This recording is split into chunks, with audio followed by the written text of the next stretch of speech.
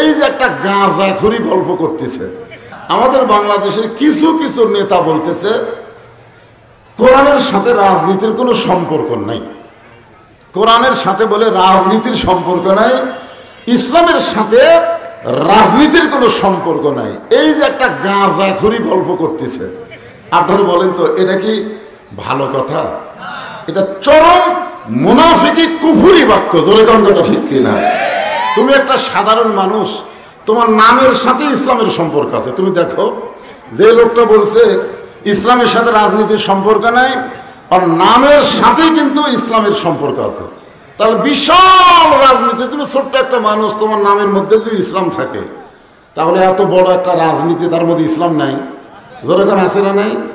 এ কথা কারা বলতেছে? যারা পবিত্র কোরআনকে সন্দেহমুক্ত কিতাব মানতে পারতেছে না, বলতেও পারতেছে না, যেরকম ঠিক কিনা? বিবেক যদি ভালো নয়, ওই মানুষের দ্বারা কোনো ভালো আশা করা যায় না। আপনারা বিবেকের আদালতে একটু খেয়াল করে বলেন তো, এই কোরআন শরীফের মধ্যে কোনো সন্দেহ আছে? সবাই বলেননি। যারা না শব্দটা বললেন না, তারা মনে হয় সন্দেহ পাচ্ছেন নাকি? সন্দেহ আছে? আর সুকুতু আনির রেজা, চুপ থাকা হলো সম্মতির লক্ষণ। সন্দেহ আছে, এটা আপনি চুপ থেকে প্রমাণ করে দিলেন যে সন্দেহ আছে, আর যারা জবান খুললেন তারা প্রমাণ করে দিলেন সন্দেহ নাই।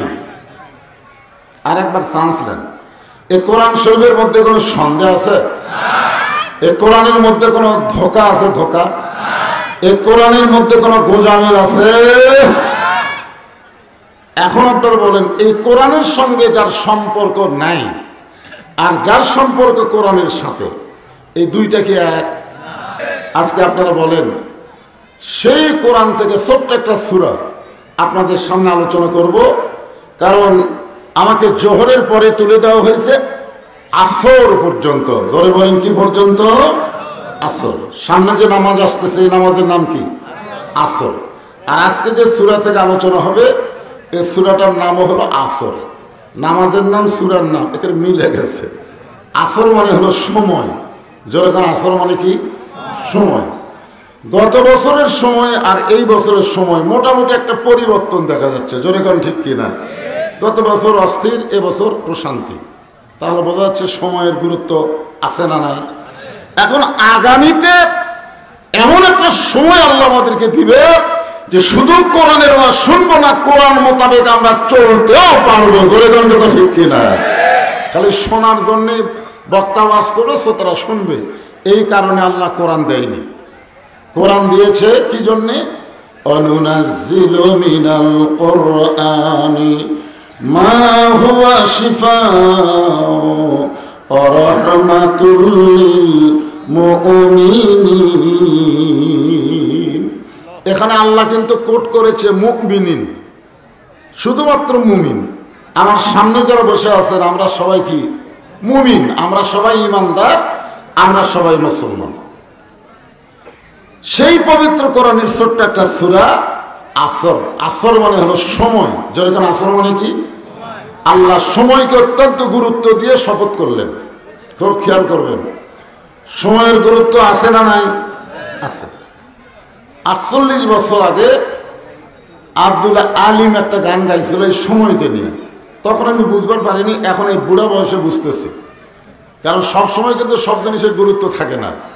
চোখ থাকতে মানুষের চোখের গুরুত্ব থাকে না, কান থাকতে মানুষের কানের গুরুত্ব থাকে না, যৌবন বয়সে মানুষ বার্ধক্যের গুরুত্ব বোঝে না, জোরে গান ঠিক কিনা?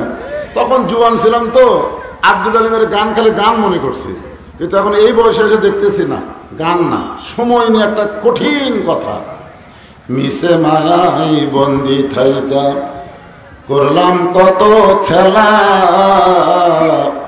পশ্চিমে তাকায়া দেখো তোমার ডুইবা গেছে বেলা।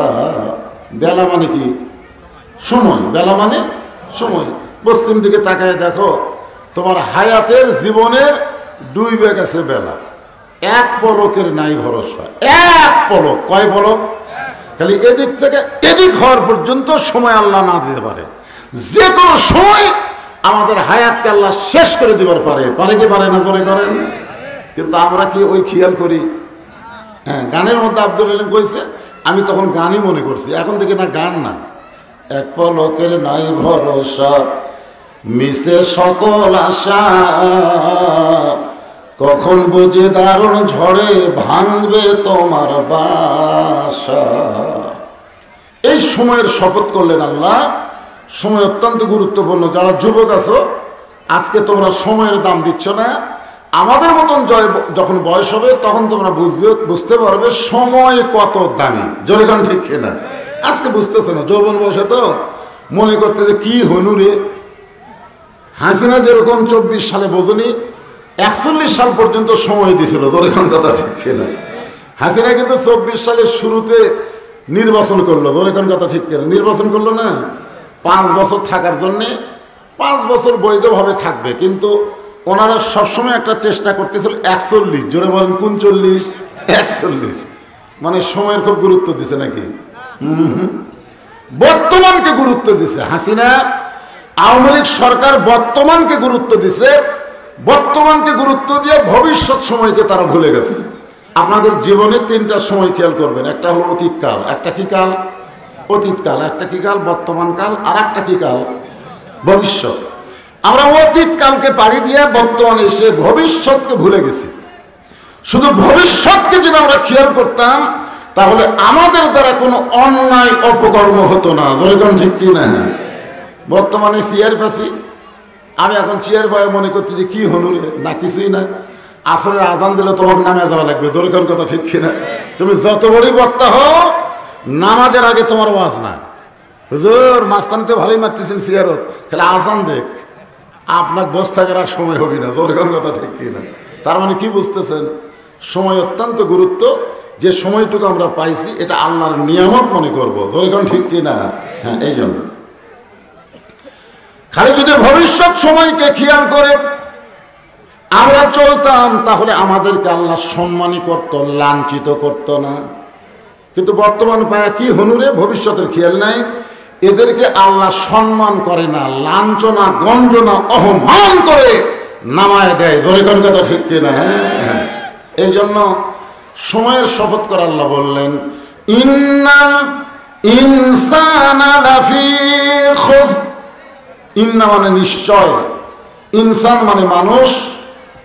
এই মানুষের মধ্যে পুরুষ মানুষও আছে, মেয়ে মানুষও আছে। আছে না নাই?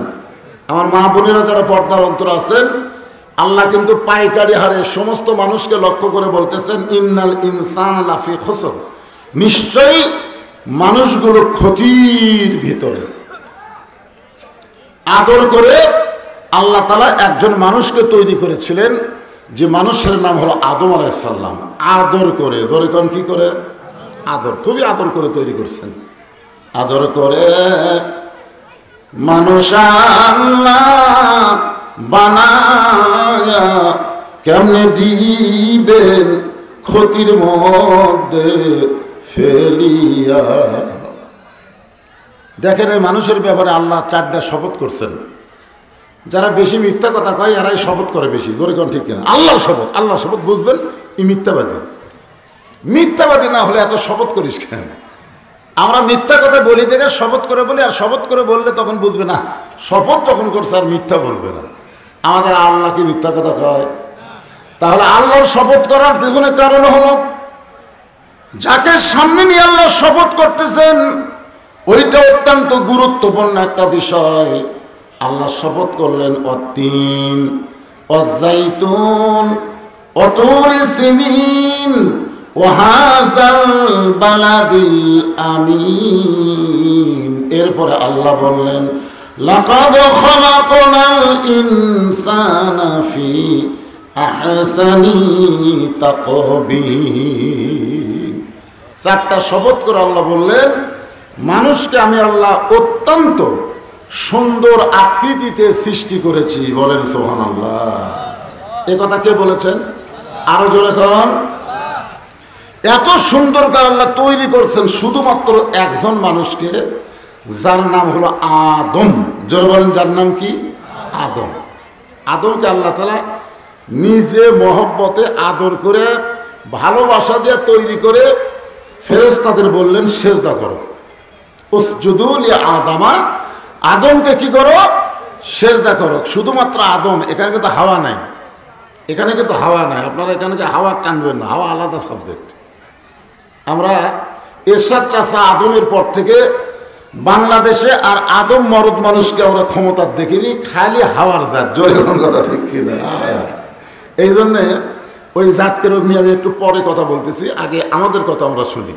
তো আল্লাহ তাআলা আদমকে তৈরি করে ফেরেশতাদের বললেন উসজুদু লি আদামা, আদমকে সেজদা করো।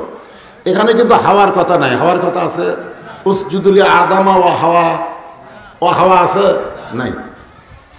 আল্লাহ শুধু আদমকে সেজদা করতে বললেন।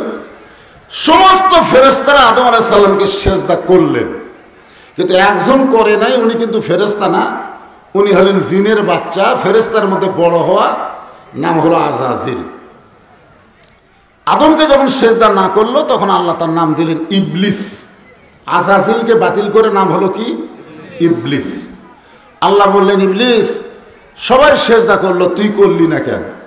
ইল্লা ইবলিস আবা ওয়াস্তাকবার। ইবলিস অহংকার করে বলল, আদম মাটির তৈরি, আমি হলাম আগুনের তৈরি।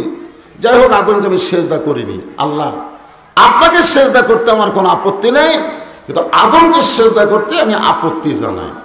সঙ্গে সঙ্গে আল্লাহ বললেন, তুই বার হয়ে যা, আমার হেদায়েতের থেকে, আমার রহমত থেকে বের হয়ে যা। এখন ইবলিস আল্লাহ রহমত হেদায়েত থেকে বের হওয়ার সময় বলতেছেন, আল্লাহ যাচ্ছি, যাওয়ার আগে আপনাকে একটা প্রশ্ন করব। আল্লাহ বলেন, কি প্রশ্ন? বলে, প্রশ্নটা হলো যে আপনাকে আমি 6 লক্ষ বছর সেজদা করছি। কত বছর? আর আদমকে একটা সেজদা করিনি। তাহলে একটা সেজদা না করার কারণে আপনি যখন আমাকে বার করে দিচ্ছেন, তাহলে 6 লক্ষ বছরের সেজদার খবর কি? 6 লক্ষ বছর সেজদা করছে কাকে? সবাই বলেন কাকে? আর একটা সেজদা করেনি কাকে? আদমকে। তাহলে আল্লাহকে সেজদা তো দিছে। আর শয়তানেও কথা বলতেছে, আপনি যদি চান আজকে সেজদা দিব, কিয়ামত পর্যন্ত আর মাথা তুলবো না, কারণ আপনাকে সেজদা দিতে আমার কোনো আপত্তি নাই। এখন শয়তান বলতেছে যে একটা মাত্র সেজদা দিলাম না, তার কারণে আপনি এত রাগ করে আমাকে বার করে দিচ্ছেন। আমার মনের মধ্যে একটা খবর হচ্ছে, আল্লাহ আপনি কি জানেন? আপনারা বলেন তো, ইবলিসের মনের মধ্যে যে খবর হয় আল্লাহ জানে কি জানে না? তা আল্লাহ বলতেছে, আমি জানার পরে তোর মুখ থেকে শুনতে চাই। তো ইবলিস বলতেছে,